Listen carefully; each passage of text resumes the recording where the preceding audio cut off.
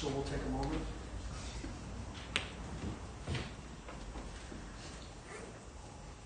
I'm serious.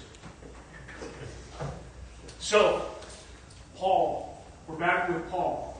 Paul is continuing to bring us through the book of Romans. And while it does at times sound redundant, don't let that lose the point to you. Because, is anybody hot, by the way?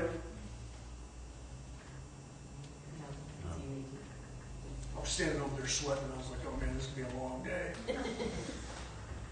But, so anyway, Paul is continuing his walk with us through the book of Romans, and we're in chapter 7. We're going to be in verses 7 through 12 today. And what Paul is doing is, because remember who he's talking to, okay? So he's talking to, obviously, the Romans, but he's speaking to Jews. So he's got to make the comparison. He has to address the law. Because if he doesn't address the law, then it's all for naught. Really. He's trying to share the gospel, and if he... Think about it this way. If you're Jewish and someone is trying to share the gospel with you, you have to get over the law. Because the law has been in place how many years at this point, right? 1,000? 2,000? It's been in place for quite a long time, right? I mean, the book of Isaiah was 700 years before Christ, and then you go backwards. So now he's thousands of years, right, that the law has been in place. And so Paul knows, and Paul being the Pharisee of Pharisees would know more than most, that hurdle that has to be overcome. And so Paul, that's why it's my belief that he spends so much time on it.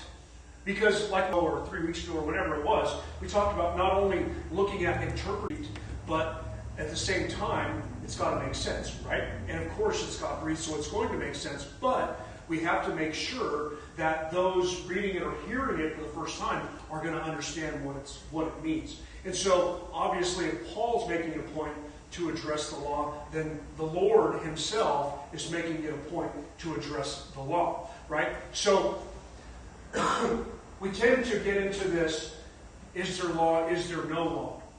Right? Just, I mean, as a believer, you're new to the faith, you grow up in the faith, maybe you've been in the faith for some years, and then you kind of get to, you hit that crossroads, or that little barrier wall, or that little pony wall in faith of, well, wait a minute, if you're Jewish, right?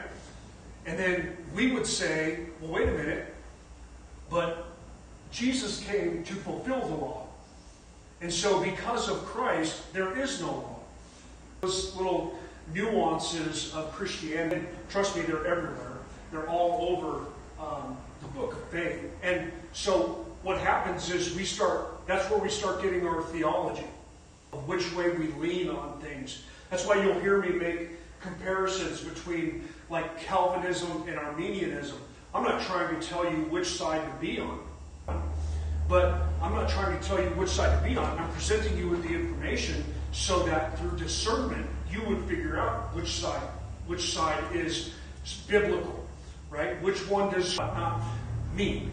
Okay? So, with that, Paul, and we'll have an analogy of, so anybody in here fish? I know it might not be a cool thing now in 2022, but anybody here fish? Okay. So, we're going to use an analogy that's going to have like some fishing line in it. So, when you have a test line is tested to about 5 pounds. Now, it may go over it, it may be a little bit under it, but at 5 pounds, that's the max pull on that particular line. Okay? So, we're going to use the analogy of test when it comes to lines and line strength. So, keep that in mind. So whenever you hear me refer to it later, you'll know that they used. So Paul makes it kind of clear in the text today that, I didn't know there was sin I mean, I'm sure people knew there was sin, because inherently you have your own moral compass, so you know what's... I didn't know that. And it's not that he didn't know, but it wasn't black and white. Right? So he says, I didn't know that I shouldn't covet their house. Right? I'm that guy. Okay? So...